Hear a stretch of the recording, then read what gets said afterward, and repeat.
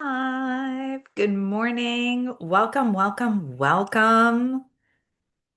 It is so good to be here and be talking about the Deep Clean Challenge. So let's get into what week one has been like. And while we are setting things up and I'm getting my screen share ready, what I'd like you to do is make sure that A, you are in a comfortable spot, that B, you are with your journal and a pen and a pencil, right? Journal, pen, pencil, piece of paper, whatever you have that you can do some writing with, and a favorite beverage. I have my very own custom crafted pumpkin spice latte. So I made coffee this morning and I put some almond milk in it. And then I took pumpkin spice cubes from Daily Harvest and I put them into my my coffee and it's actual pumpkin. So I'm getting like real nutrition, actual pumpkin and oh, it is so delicious. It is so delicious. It's a little mug of happiness. I'm very content this morning with my little mug of happiness in my slowly getting completely revamped and cleaned home, which is what I hope that you are finding too. So, with that, let's get started. Since we have our favorite beverages, we have our journal, we have our pen. If you haven't been cleaning, that's okay. It's okay. It's okay. Today is the day where you get to start fresh. If you're joining for the first time, welcome. I'm going to introduce you to everything that we do here and why we do it. And I think if you are a person who is on an organizing journey or a cleaning journey or just getting life together journey, you have ended up in the right spot. So let's get started. So today's agenda, we're going to go over well, first we're going to do an introduction. I always like gloss over the word introduction because it's there all the time. But I'm going to do an introduction because you might be like, who is this woman and what is she talking about? So we'll do that. Then we're going to go over what week one of the challenge has been. And if you've missed it, no freaking out, no worries. You can access our challenge posts 24 hours a day, 365 days of the year, and you can do your challenges at your own rate, however you so desire. But they are available, and we will go over how to get to them and what they were. We're going to talk about the science of details, the energy connection, success in short sprints, then we'll do some journaling, and we'll have time for Q&A. So, welcome. I'm Camille Prunka with Organize to Elevate. I'm a professional organizer. I'm also a high performance coach. And I'm also a wife, a mom, and a cancer survivor. And I work with people who are looking to reach the next level in their life. How I reached the next level in my life was through getting organized. When your space is organized and not like a Pinterest picture, but really in a way that it serves you, and your time is your most valuable resource, and it is used to support the goals you actually want to achieve, and then you have the mindset that is rooted in possibility and growth, you become unstoppable. And that is 100% how I transformed my life. So now I help others through the same transformation. And every journey is unique, which makes it beautiful. And I love bearing witness to it and being there to go along with you and help you and maybe help you avoid some of the pitfalls that I hit along the way, using my knowledge and experience to make the path smoother for you. So with that, let's dive into a quote this morning from Coach John Wooden. It's the little details that are vital. Little things make big things happen. And that is what this challenge is all about. It truly is about recognition of the power that is in little things. And that is Coach John Wooden there. In 12 years, he won 10 NCAA championships in basketball, seven of which were consecutive. That is an amazing statistic. And he is there pictured with Kareem Abdul-Jabbar. He worked with some of the greats in the sport. And if he knows that it is the little things that make the big things happen, right? It is the daily commitment to practice. It is the daily commitment to honing your skills. That's what makes a championship possible. You don't just show up at a championship and win. It takes a lot of dedication, focus, and practice. And that is what we are here doing today. We are dedicated, we are focused, and we are practicing the habits and the skills that are going to get us to where it is we want to be in life. And when I say get us to where we want to be, truly, you can fill in the blank with whatever that goal is. You want to be a homeowner. You want to be a business owner. You want to be a mom. You want to be a wife. You want to be a real estate agent. Like whatever it is that you want to be, fill in that blank. It's these little habits that get us to that point. So let's go over what we did in week one. So day one, we looked at baseboards and door frames. So there's a little hidden message behind all of the things that we have done in the past week. And on day one, what we were doing was we were honoring overlooked corners. How many things are overlooked in your life right now, right? How many things are there that you're glossing over or ignoring or that are playing in the background, but you're really not paying attention to them? And what happens when we do pay attention to them? So if you cleaned your baseboards this week and you cleaned your door frames, I want you to just enjoy the fact that wow, I can see the difference. There is a difference when we don't overlook things anymore. So the deeper meaning here is what are you overlooking in life, right? What is the version of baseboards and door frames in your everyday life? And what would happen if you put your attention and your focus right there? Big changes would happen. Huge. Light switches and handles. This was about clearing what you touch the most. So I firmly believe that there is energy everywhere and we can tap into energy. And just think about like when you're out with friends at a dinner and you leave and you're like, that was the best time. We had so many laughs. It was so great. And you feel so good. And you arrived at dinner fine, but now you feel amazing. And it's because you picked up energy as you went through. So we can pick up energy from the things that we interact with the most. And light switches and door handles are a metaphorical representation of picking up energy as we go through our day. So when we clean those things up, we're cleaning the energy, we're making it pure again. So this way, we're not picking up yucky stuff. And when we're cleaning, it's very practical to clean your light switches and your doorknobs because that is where the most germs hang out. And yet, we'll clean a room, we'll turn on a light, we'll clean the whole room. We'll shut off the light and we'll close the door behind us, but we won't clean the light switch and the door handle. And we've touched those things to get into the room, turn on the light, and get out of the room and turn off the light.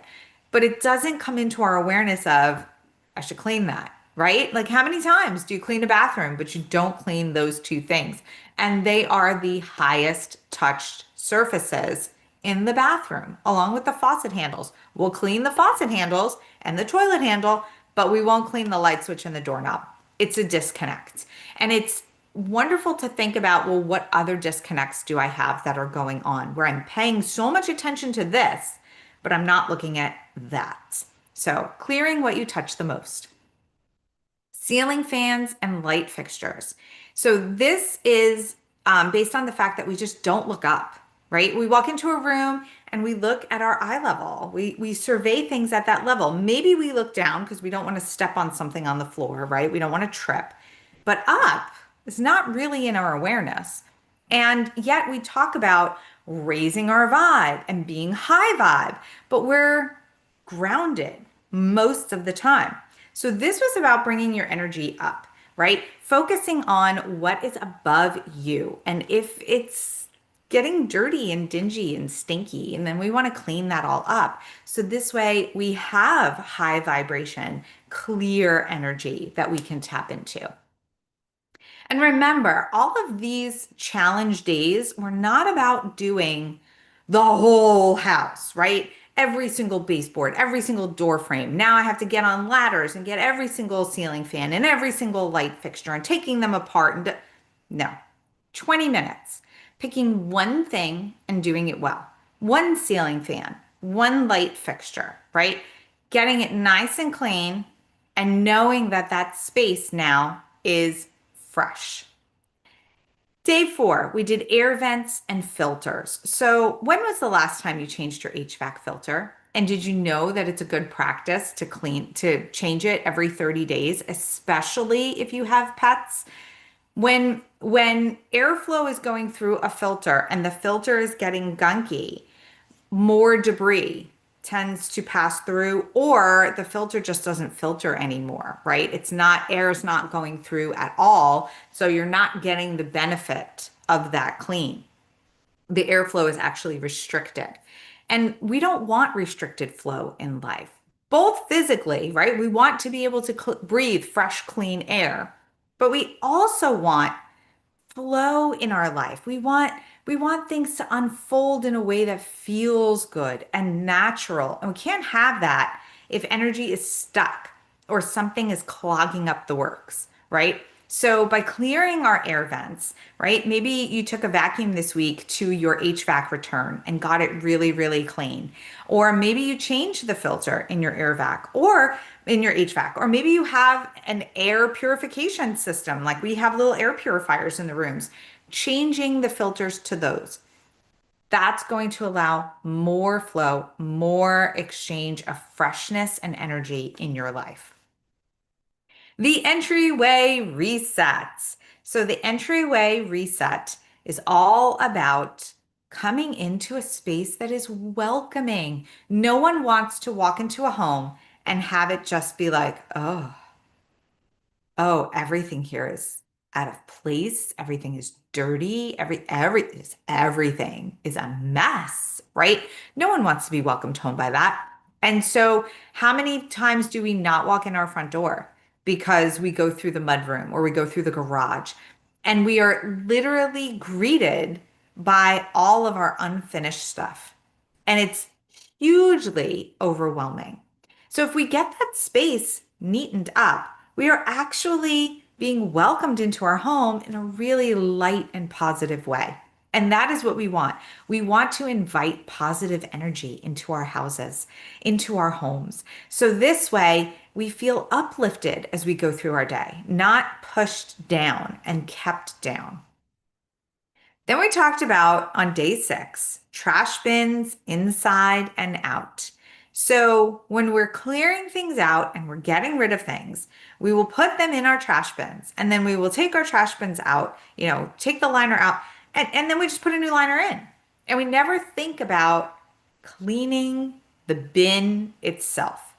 It is a representation of this energy that we are trying to discard. We're trying to get rid of things in our life. And so this receptacle is holding that energy of, I don't want this anymore. It has no worth to me. So it is literally a bucket of unworth that is sitting in our homes. So it's really good for us to be able to take a wipe and just wipe that out. Keep it fresh, keep it clean. This way, when we discard more things, we are able to do it in a way where that energy is not piling up of, ew, I don't need this anymore. I don't want this anymore. We don't want that sticking around in our house. Then we talked about day 7, windowsills and tracks. This is very much about letting more light, more freshness into your home through your windows. Windows are often the thing that we do not clean at all in our homes, right? We will dust, we will vacuum, we will clean bathrooms, but windows, people don't really think about windows. They become a really big job in the house. So I encourage you to pick a room, pick one room and clean the windowsills and the track of the windows. Vacuum them out. Use a little vinegar spray. Get in there with a microfiber cloth and get all the dirt out. And when the windowsill is white, it will appear brighter and it will feel like more light is entering into your home because it has a place to reflect off of and bounce off of that is clean. So, and think about what life will feel like with more light shed on it, right? If you're going after a goal and you're doing things and you don't really know how to get to what you want, it becomes that you feel like you're sitting in the dark, right? It's this metaphorical dark place. So, what we are doing is we are welcoming light in physically and energetically, that things should become displayed to us in a way that we can understand it and that we can work faster towards our goals, work easier towards our goals. So, a lot of really good practical cleaning happened this week, and a lot of great metaphorical work happened too with our energy in our homes. So, I encourage you, if you haven't done a thing, but now you're like, oh, I understand why Camille's making us do this. Like, I understand why she's proposing this because I'm really not making you do anything, but you understand why I'm proposing this. Now's the time to be like, all right, well, I'm going to do 20 minutes today. And it doesn't have to be in order. You can do things out of order. There's benefit to doing any one of these exercises. So remember that it's not always about doing things in the exact way that someone else does it. If you feel like called to clean your trash bins today, but you've done nothing else, then just clean your trash bins. You will benefit from it. So follow your instincts and go with what you feel called to do. So let's talk about the science of details. So details happen for a reason. We should be paying attention to details because they have little nuggets for us that will allow us to become successful at an easier and quicker rate. Oh boy, that pumpkin spice is good. Okay. So let's talk about visual noise and cognitive flow. This is all going to be a little brain science here, but stick with me because it's not hard stuff to understand, I promise. So let's say you walk into a room, right? And things are out of place. There's papers piled up on a desk, there's books askew on a shelf, there's toys on the floor. Well, your brain now has to interpret all of these things. And your brain goes on high alert when it comes to visual noise. Because remember, your brain is always scanning for a perceived threat to your safety. And it doesn't stop. It's not like your brain goes, okay, you're home, you're safe. I don't have to scan now. Nothing bad's going to happen to you here. No, right? There's some statistics that like your home is where most accidents happen, right? Or are more likely to happen because there's visual noise around. Toys on the floor, tripping hazard, right? Papers piled up can fall on you. Bookshelves that have things askew might be off balance can fall, right? There's tons of perceived threats. So what your brain is doing is assessing these threats, but it's also assessing all the work that has to be done around all of these things, threat or not. The toys have to get picked up, the papers have to get sorted and filed, the books have to be put back in their proper place. Your brain is sensing all of these micro decisions, all of these little tasks that are awaiting your time and your attention. And then your brain basically makes a job board for you and leaves all these things as open and blinking and needing your attention because none of it is done. And there's no plan to get any of it done where your brain feels like it can say, okay, this is well in hand. I don't have to worry about it. No. So your brain is constantly like telling you at weird times, you have papers to file, you have papers to sort, you need to pick up those toys. And it's all the time. which causes you stress. Especially if you are a woman, your stress level is directly proportional to the amount of things in your home. And the more that you interpret your things as work, the more your stress level is going to go up.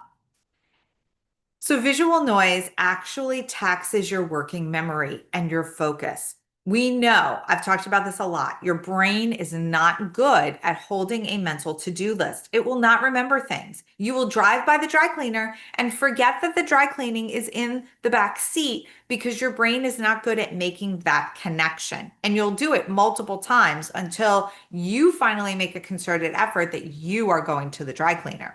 You have to take the control, right? So when your working memory is taxed and your focus is off kilter, you start to get more stressed. And here's the vicious cycle. The more stressed you become, the more your working memory doesn't work and you lose focus. So it's this self-deprecating cycle that gets worse every time it goes around. So when we get rid of visual noise, we are actually freeing up our minds to think clearly. When your brain stops blinking all those jobs on the board and lights them up as complete, they fade away and your brain feels like, I can calm down and just go back to awareness mode, as opposed to I have to handle it all mode, that then just becomes more and more confusing and more frustrating.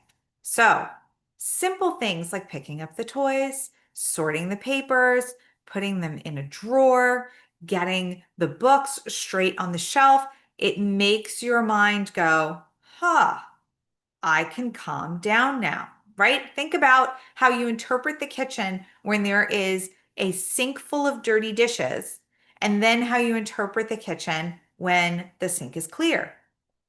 There's a very different energy in the kitchen, and your mind reacts to it in a very different way. The visualization of those dirty dishes makes you feel like you have yet another thing to do. But walking into the kitchen and seeing it all clear makes you feel like this space is there to support me when I next want to make a meal. Let's talk about attention and satisfaction loops. So your brain works in loops.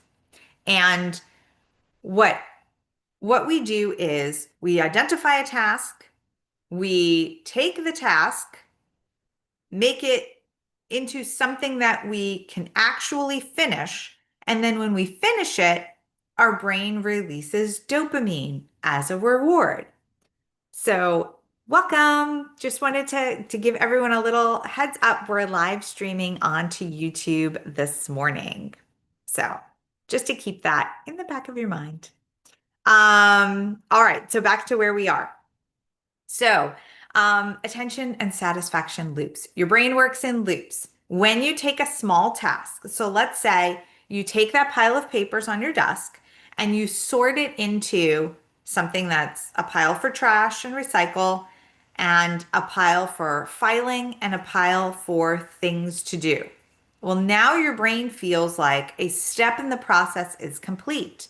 And so a small loop is completed in your brain, and your brain releases dopamine, which is the feel-good drug, right? The feel-good stimulant that your body puts out. So now you feel like you've accomplished something, and you feel like you are good at this and that you could do some more because look at how much you've already done. So then it becomes taking the pile of paperwork that just has to get put in the trash, and you're like, I can handle that. And then when that's done, you take the next pile that has to go in the files, and you're like, yeah, I can spend 20 minutes filing. This is no problem. And then your to-do paperwork, you go, oh, yeah, yes, I can start on that tomorrow morning. And your brain starts lighting up with this. You're so successful. You're so wonderful. It's so great. And see how that one step of just sorting the paperwork led to doing the other steps? It's because now you have momentum. It's because now you have motivation to continue. You're seeing results. Our brain likes to see results. So paying attention gives you satisfaction.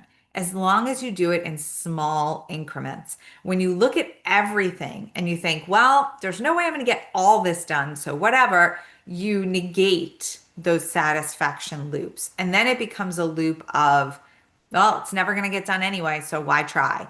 And that just adds more and more stress onto your body. Let's also talk about some environmental psychology. So, when a space is clean and it is neat, you feel better, right? You feel like you are calm. You feel like you can be creative. You feel like you can be productive. Think about if you've ever gone to a conference in a hotel, right? So you arrive at the hotel, you check in, and your room is neat and clean.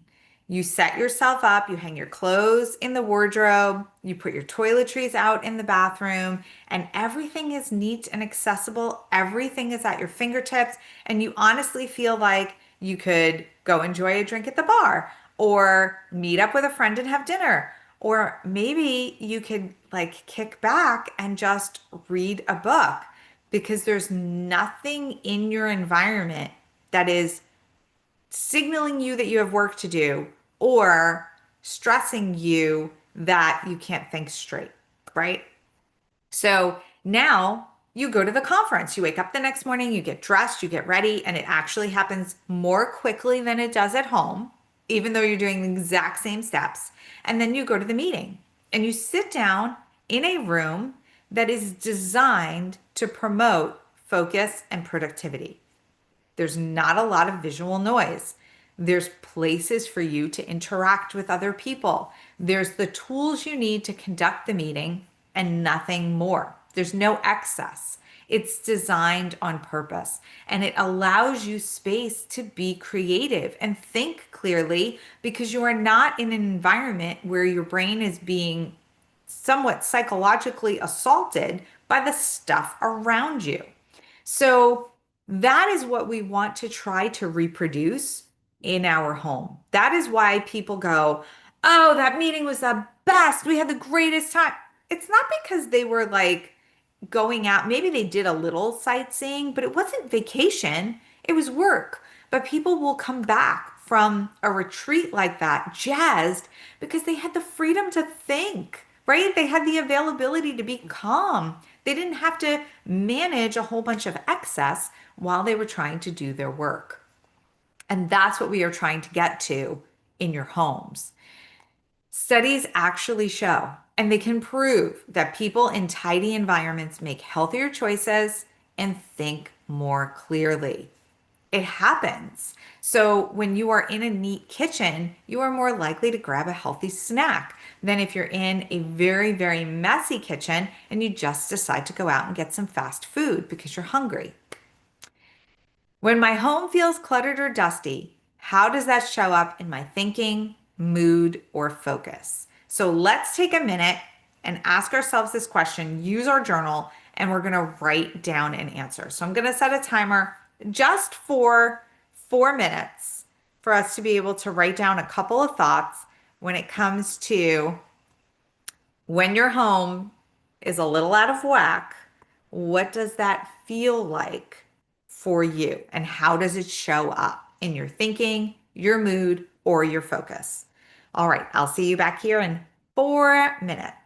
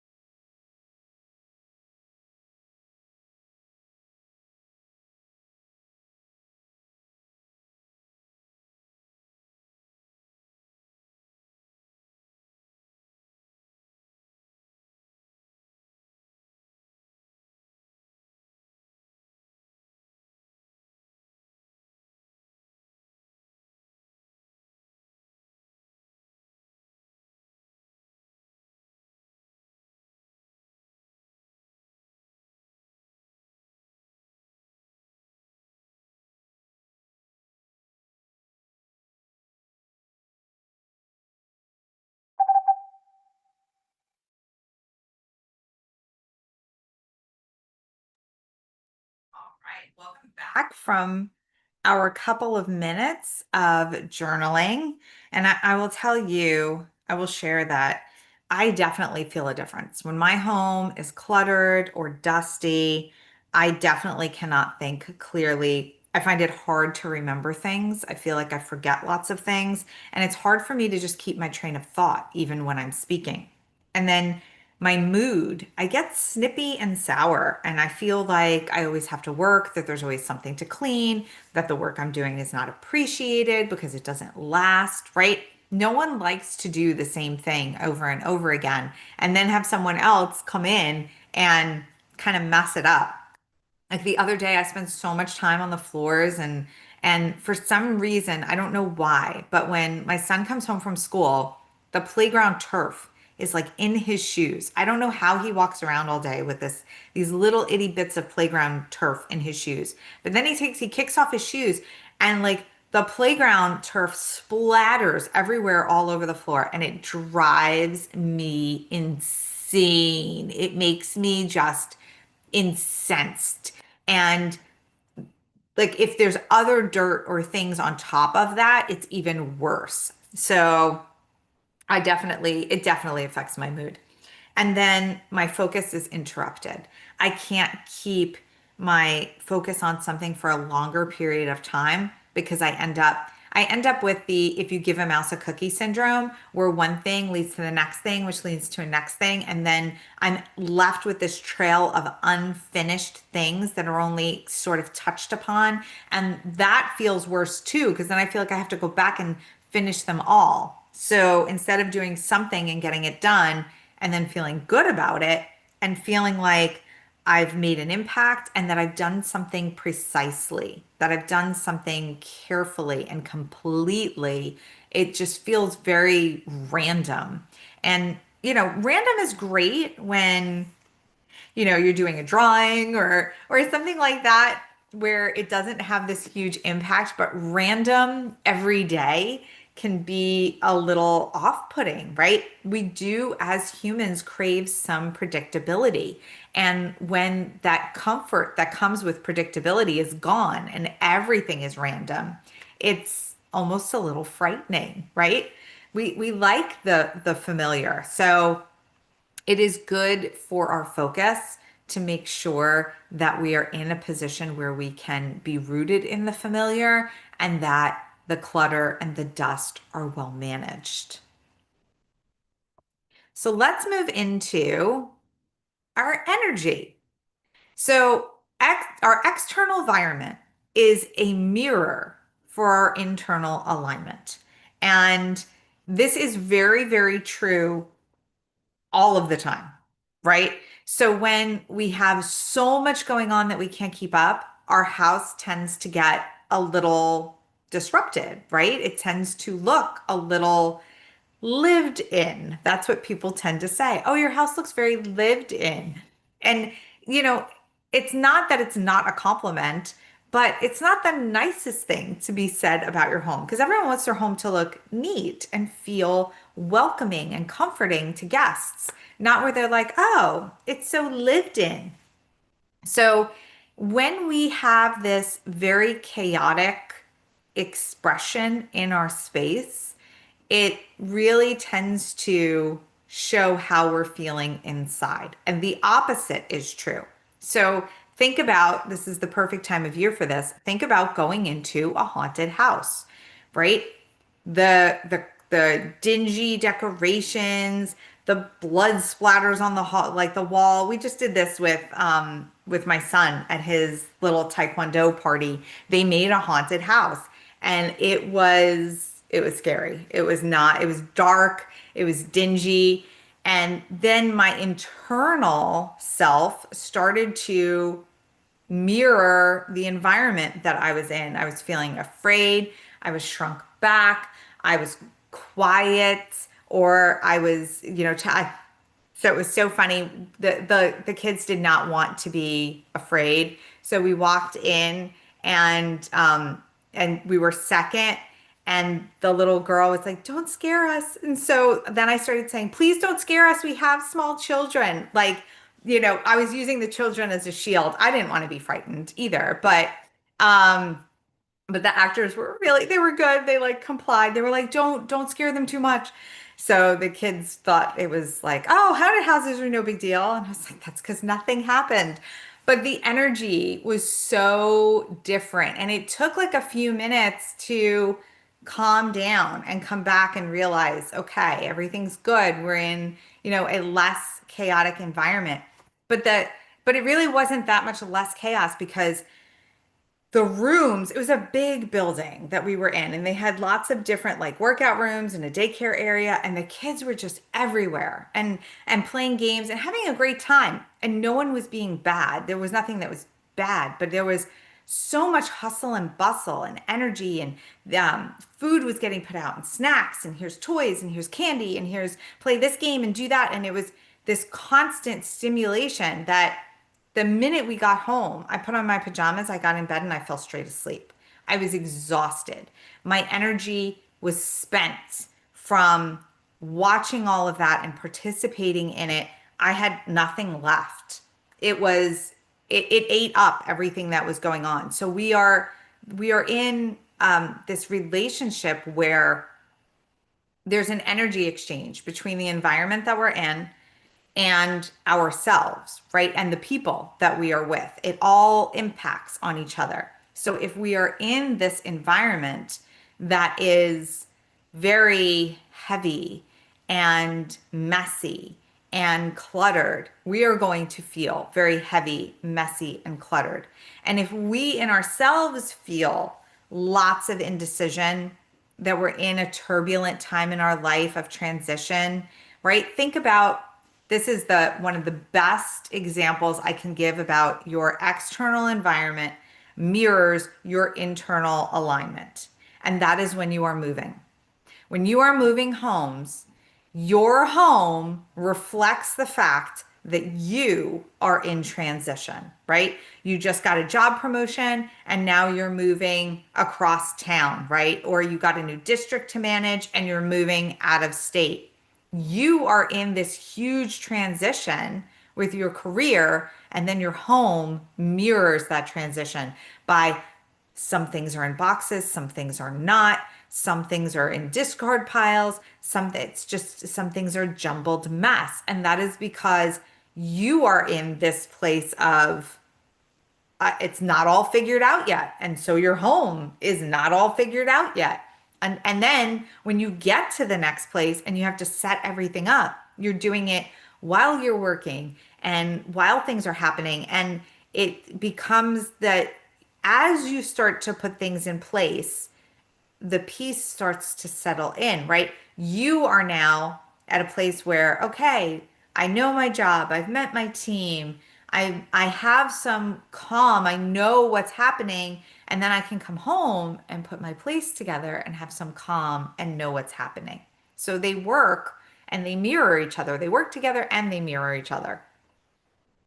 I'm checking the chat. Hang on.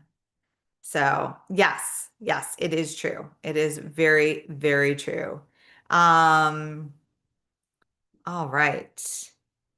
Let's let's keep going. I'll leave the chat open so this way I can check in. Okay. So your home holds energetic imprints of your daily life.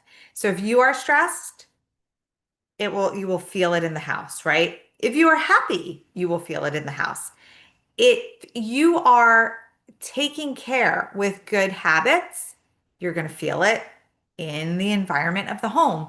And emotions. If your emotions are steady and regulated, the house will be in a place where it is steady and regulated. But I think of this like think about when you're going through a breakup, right? Your relationship is ending, whether you've wanted it to or not, and now like everything is just unsettled. Those are the days that you come home and you're like, "Oh, I didn't make my bed." Right?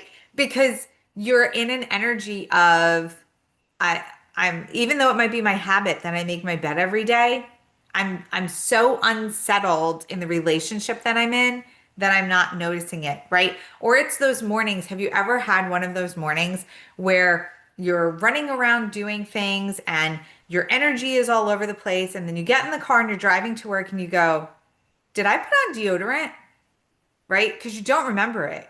Your awareness is gone. You probably did, right? Because you do it all the time. But it's one of those moments of, or did I unplug the coffee pot or the iron, right? We have those moments and then you circle back around, you go, "Oh yeah, I did." So our home holds all of that energy too. Think about the holidays, right? The holidays can be a wonderful source of joy, but you can feel the stress leading into them and you can see it in the house, right? Maybe the decorations are up, but the laundry's piled up because we've been spending so much time doing the decorating and now we need to catch up on the laundry. So these things happen. When we clean, the good part of this is that when we clean, we move physical energy and spiritual energy in our space. So, dusting and decluttering becomes this symbolic way of clearing stagnant energy, right? Ever have house guests and then when they leave, you gather up all the laundry and the bedding and everything and you wash it and then you make the bed fresh and it's an energetic clearing of that space after your guests have left and your house feels different. Sometimes it feels a little more empty, right? In a sad way where you're like, "Oh, it's so quiet." And sometimes you feel it like, "Oh, it's so quiet," right? It's great. It was nice to have guests, but it's really nice that they left, right? Like sometimes we have those moments. And that all speaks to the feelings of the energy that's in our home. So we also have spaces that are clean, but they're neglected. And these reflect unconscious areas of our life that crave awareness, right? Sort of like the first 7 exercises we did, where we looked at things that we don't look at all the time, like the ceiling fans and the baseboards and the light switches and the door handles and the trash bin itself, right? They probably weren't awfully disgusting things, but they are representative of the fact of there's places in our lives that want our awareness, and for some reason, whatever reason, our awareness isn't getting there, right? Maybe we're not exercising as much as we should, or maybe we're not eating as healthy as we desire. Maybe we're not going out and being as social as we'd like to be because our schedule is just too full of other things that might not be as important to us. So these spaces represent those little things in our life. So if you can identify with any of those feelings, like, "Yes, I wish I was eating better." Well, maybe there's some stagnant places in your kitchen that you can do a symbolic spruce up and then treat yourself to a really nice home cooked meal. Or if you're feeling like you don't get to exercise, well, because you don't have a place to spread out your yoga mat, maybe you need to clear up some of the rec spaces in your house. So this way you have space to put down a yoga mat and treat yourself to, a yoga video in the house. There's lots of these little pockets that we find when we're in homes. I can tell you, going into people's houses and doing work in their homes, it's the kind of situation where once I take things out or change energy, it's things get better for a period of time. People are like, "Oh, I was able to do this and I was able to do that." And it amplifies as I come back and I clear energy in their home. Then they tell me that more and better and bigger things are happening and they're so excited and they can't wait. So what you're doing when you're cleaning and you're doing these often overlooked places that are being cleaned, you are really tapping into more possibility in the directions that you want your life to go in. I know it sounds bizarre, and I know that, here's another thing. I know that if you listen to people who are millionaires and billionaires, they will tell you, "Don't waste your time cleaning your house, hire someone to help you do it," right? You should be using your time to go make money and elevate your business and your financial power. Yes, great. But then you still have to use resources to be able to get the house clean by hiring someone to do that for you, or bartering for a way to get it done, or delegating it some way in your life.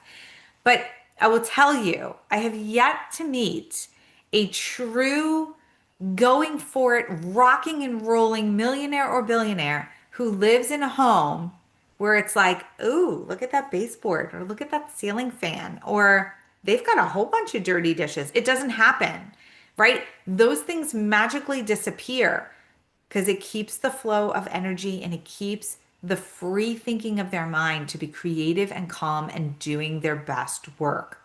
So, whether you do it yourself, right, and connect with that energy and realize the vibrancy personally, or you have someone do it for you where you come home and you're like, oh wow, look at this. It really is the same effect, right? You get the same result. And it's that you you just are, I don't know why. Well, I mean, we have tons of reasons that point to brain science and things like that, but it sounds very woo woo, right? It sounds very like, oh, if I clear my house, I'm going to have positive energy. But when we restore order to something, we just feel really, really good about it. And giving ourselves the opportunity to do that every while, once in a while through cleaning is empowering. It is empowering. It allows us to take a step in a direction that allows us to grow, right? And we just do it by like a simple vinegar solution in a microfiber cloth on something that was looking a little lackluster and now looks beautiful. I think it really allows us in a very, very simple way to see that we have power to take something and make it better. And that the more we tap into that, the more then we go out and do it in other areas of our life. It's very metaphorical. Cleaning is very metaphorical. All right. So I want to review today the whole premise of success is found in short sprints. So if you have spent 10 minutes with me, you have heard me say that as a whole, we completely underestimate what we can get done in 20 minutes, and we completely overestimate what we can get done in a day. I cannot tell you how many times I hear people go, Saturday, I'm cleaning the garage, right? Or we're getting in the attic and we're spending the whole day until it's done. And then 2 hours later, they're thumbing through, old family photographs and crying and wondering, how am I going to get through all of it? It's just too much, right? We cannot possibly conquer all of those huge things in a day. We usually end up making more of a mess and feeling completely defeated and then giving up. But when we work in a short sprint and we know I'm not going to get all of it done today, but I'm going to get this part of it done today, magically in 20 minutes, that part gets done or close to done, right? Because sometimes we overestimate what we can do in 20 minutes too. We're not perfect, but we're a lot more accurate when we're estimating in short sprints than we are with estimating in huge blocks of time. This is why some companies take their yearly goal and try to complete it in 12 weeks. And that is because when you have a year to do something like, okay, in a year, I want to do this, you tend to ignore it for like the first half of the year because you think I have so much time. Like, think about where you were in January of 2025.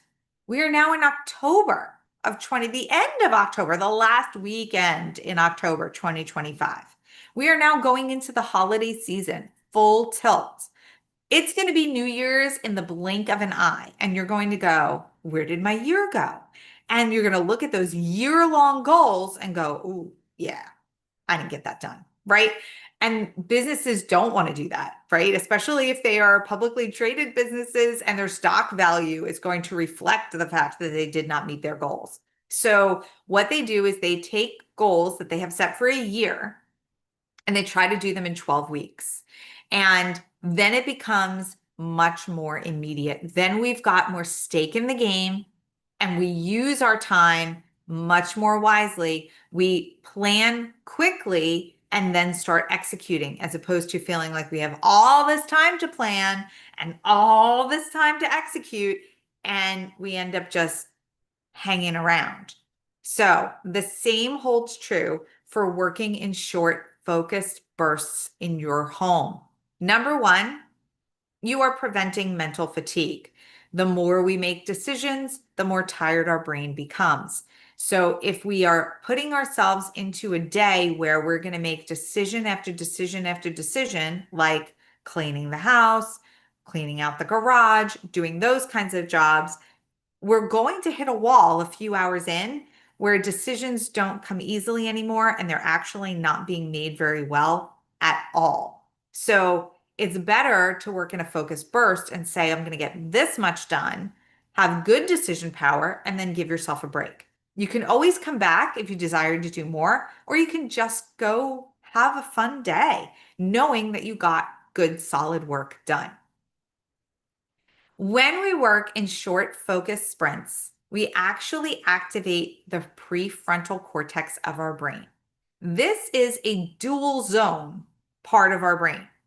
It's a decision-making zone and it's a reward zone, which is why I say it's really good to activate your brain, make your brain do your reward, do your decisions, but then follow it up with a reward, right? Because it's allowing the prefrontal cortex to go through its full cycle, and it's allowing you to reap the benefits at the end of all of the hard work that you're doing. When we just do the decision part and then we go, okay, we're done, it's like,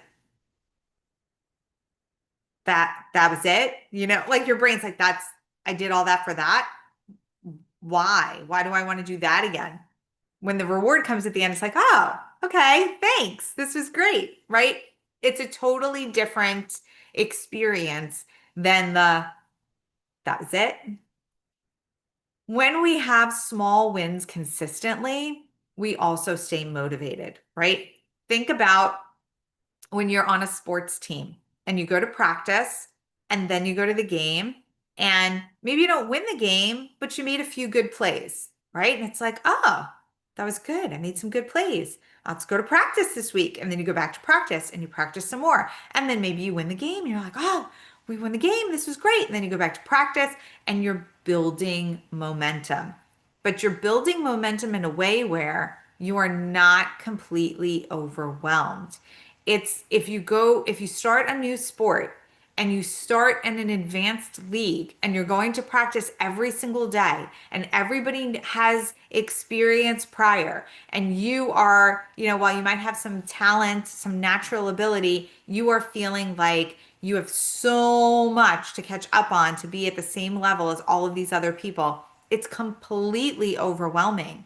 But when you're in a way where you can say, yeah, I have some natural talent, but I'm brand new here, and you've got some people that are along that journey with you, it makes it a lot easier to be successful without feeling like, "Oh, I'm constantly behind and I have to catch up." So the same thing is in our space. If we look at the space and all we see is work and we're like, I'm constantly behind and I have to catch up, that's all we're going to see. But if we see, oh, I fixed this and I did that, and now this is taken care of, and I've gotten this other little thing out of the way, now we are keeping the overwhelm at bay and we're boosting the motivation. There's also an energetic benefit to working in short sprints.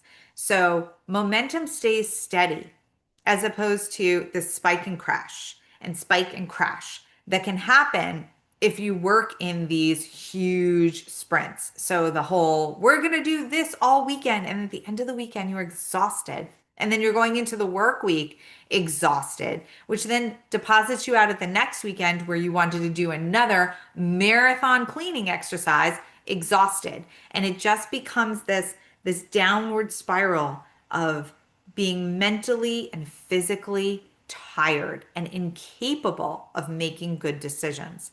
So short sprints don't do that. They allow us to get something done and feel, oh, okay, I'm in a good space. I can keep going. There's no crash at the end. This is 100% true. Consistent light effort will beat the occasional heavy effort all of the time. Think about the grasshopper and the ant and that classic story where the ant is gathering food all summer long, depositing it into the nest. So this way it's available there for the winter. And the grasshopper, who is living it up, enjoying the sunshine, but not storing any food, right? Then the grasshopper gets to the end and he's looking around for food. And even if he took the last 3 days of summer and worked nonstop and had the ability to gather food all day long without issue, he still wouldn't be able to get as much food into his nest as the ant that worked a little bit at a time all summer long. So keep your effort consistent, keep it light, keep it manageable, and you will actually have better, much greater results over time than the I'm doing a marathon. It just doesn't work. It doesn't work. So reframe your mindset. 20 minutes is a manageable, successful cycle, start to finish. I get myself prepared, I do 20 minutes of focused work, and then I wrap it up. And I'm going to see, look at that change in my space. So I'm actually beginning to video this coming month in November a course that helps you take your primary bedroom, primary clothing closet, and primary bathroom and turn it into an organized, like retreat away from the hustle and bustle of life.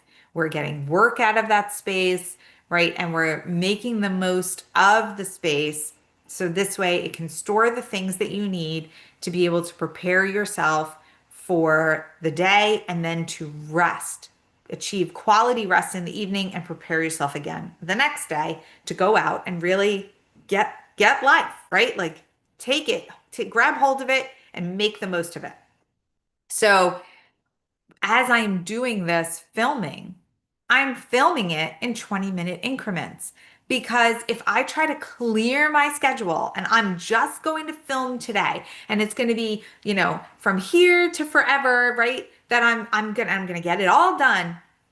It's not going to happen. I'm not going to have the same good quality film to use for the course. But if I break it up into, okay, well, this is what I'm gonna video today. I'm just going to go through the medicine cabinet and talk about what should be in your medicine cabinet and how to organize your medicine cabinet and what the tips and tricks are and all of that. That's enough, right? That's plenty of information for one shooting sprint. And then I get to go on and about my day because I have other things to do. So getting your mindset into the I can do amazing things in 20 minutes is key. It is so key.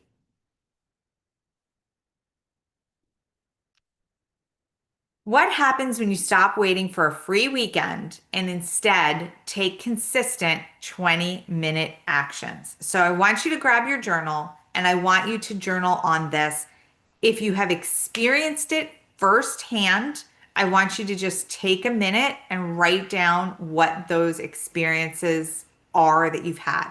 And if you haven't experienced the difference, then I want you to just take a minute and write down what you think the differences would be. So I'm going to set us a 2-minute timer on this one, and I will see you back here in just a couple of minutes.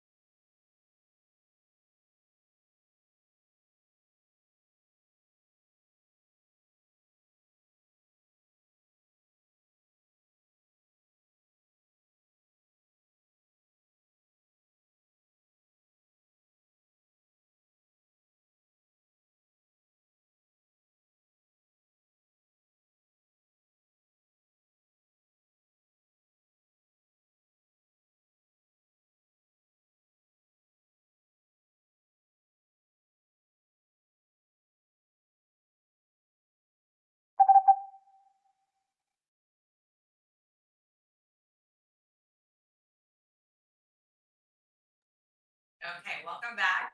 From those 2 minutes, and I'll tell you what came to my mind in this question was that the other day during gentle decluttering, I was with the Savvy Squad and we went outside and I cleaned my garage on camera.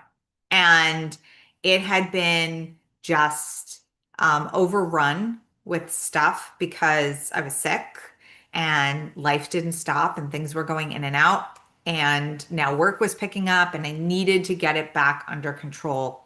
And my husband really wants to make a gym out there for himself. And I don't want to be the thing that keeps him from doing that. So I got out there and I did two 20-minute sprints. And there was a pile of like discarded boxes for recycle.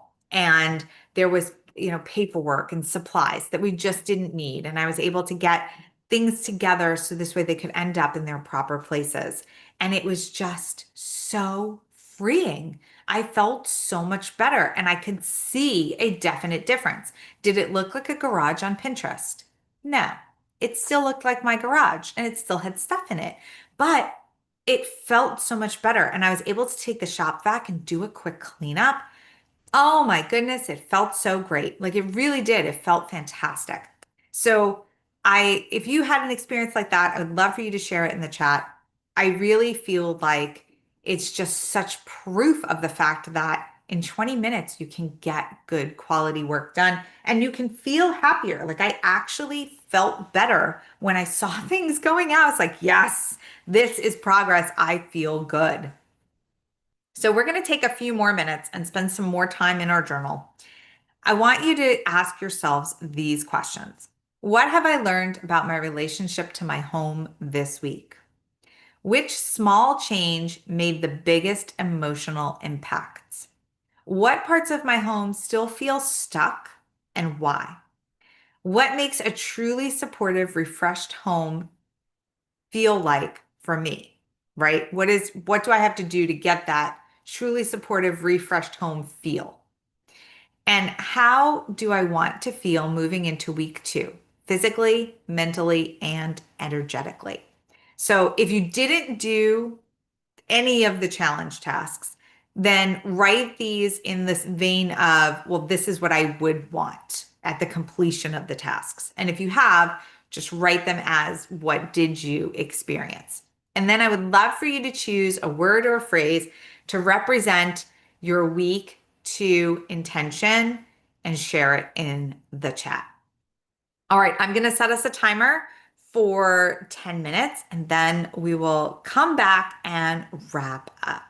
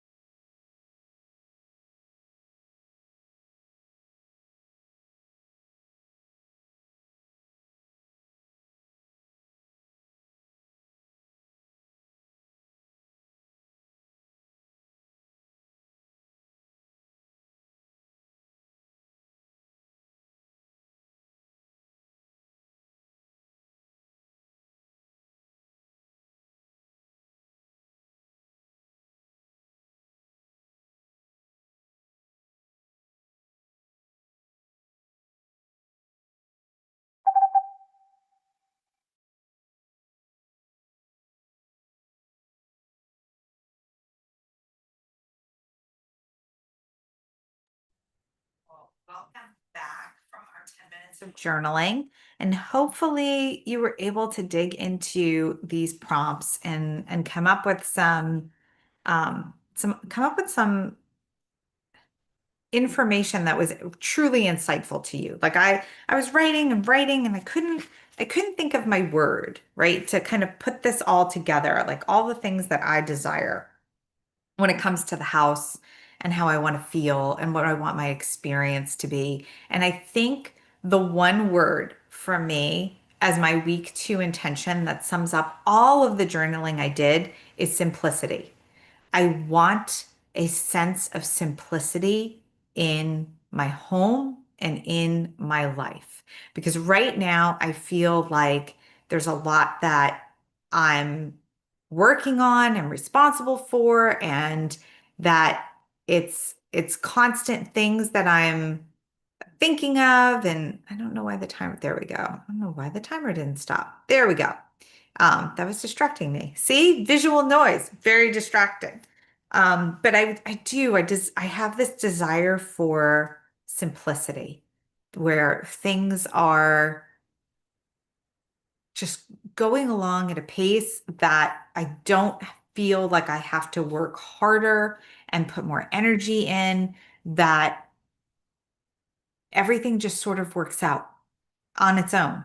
And I have a small role in that, but not a huge role in that. So that was my word. I would love it if you did come up with a word, that you share it so this way we can see what it was all about. And if you had any insights that you want to put in the chat, I would love to see that too. So, setting up for success. We went over this in our kickoff party, but I want to go over it one more time. It's great to take a before photo, right? Because a photo shows us exactly how things were, and then we get to see and recognize all the changes in the after. Celebrate each finished task. Do not wait for everything to be done or the end of the challenge to celebrate. Incremental celebration is important. Pair cleaning with music, podcasts, or affirmations. Anything that will keep you on track and keep you focused. Don't pair it with like a television show where then you start paying attention to the TV and wanting to see what happens and you're not cleaning. Track your progress in the comments, right? So when you go to members.organizetoelevate.com and you go into the Oasis and the Deep Clean Challenge, at the end of every challenge, there's questions that are just for you to reflect upon. But then the comments are public, and we would love to be able to celebrate progress and see everybody's progress in the comments. And then be flexible. If you miss a day, it's no big deal. You don't have to feel guilty. This is not that you did something wrong or bad. You just missed a day. You can return at whatever pace feels comfortable for you.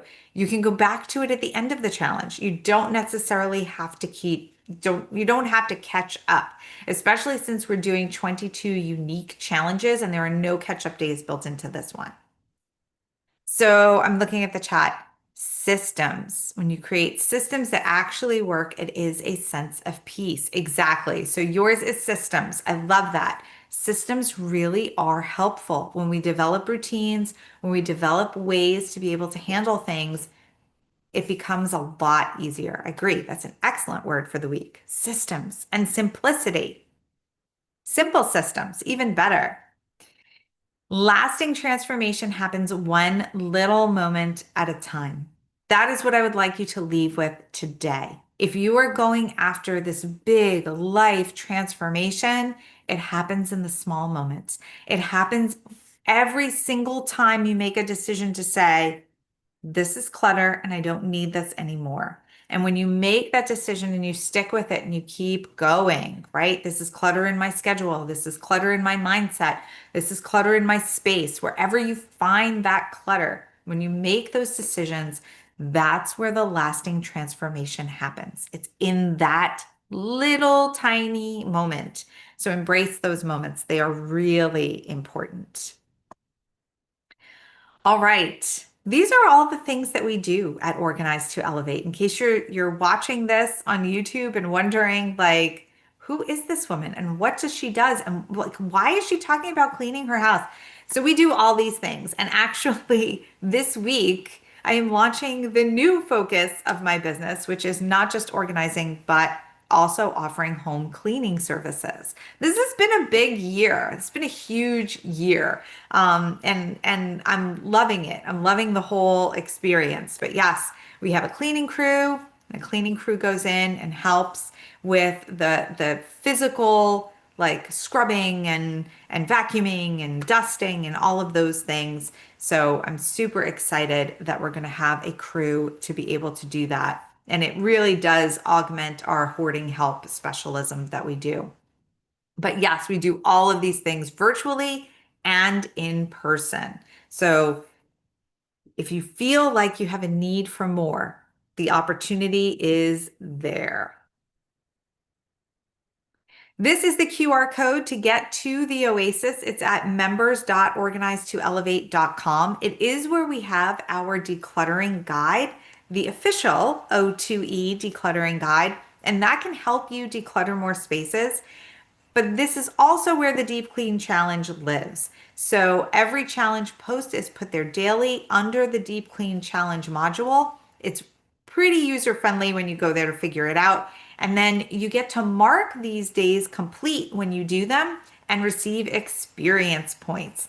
And then our experience points are getting gamified in the next year. So you'll be unlocking rewards and special bonus materials that are helpful for you on your organizing journey.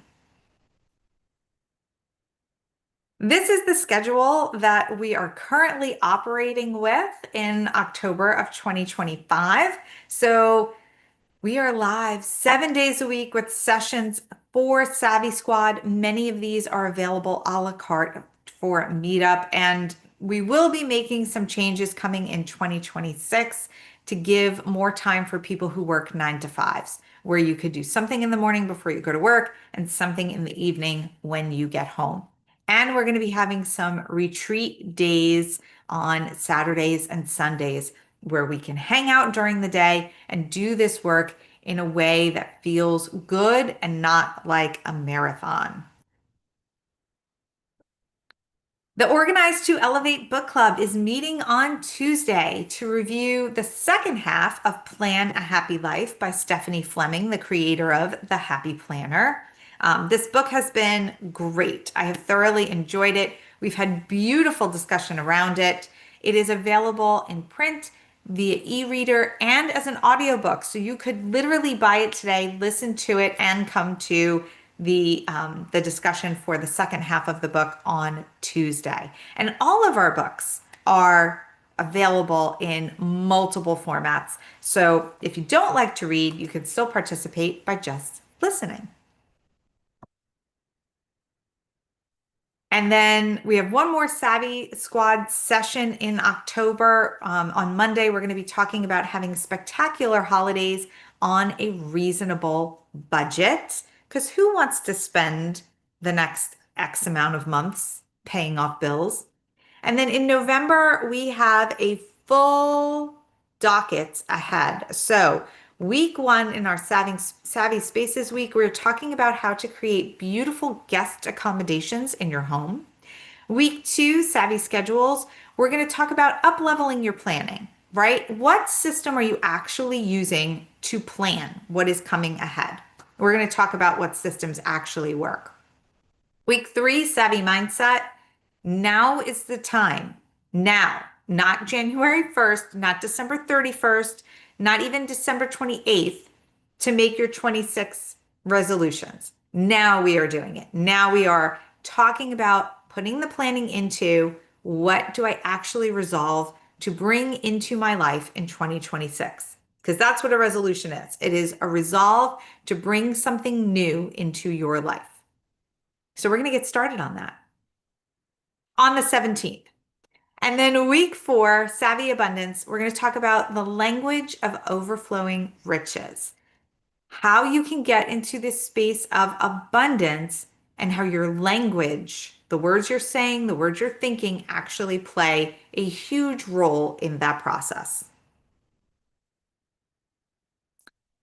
So if you have found us today on YouTube, you know we're at Organized to Elevate. So we're at Organized to Elevate everywhere else, except for X, where we are at Organize Elevate. And then these are all the ways to get in touch with me. That's my cell phone. I'm on Voxer, my email address, the official O2E website, and then there's the membership site. Members.organizedtoelevate.com is where we congregate and do our work together in very many different ways. There's lots of offerings up there.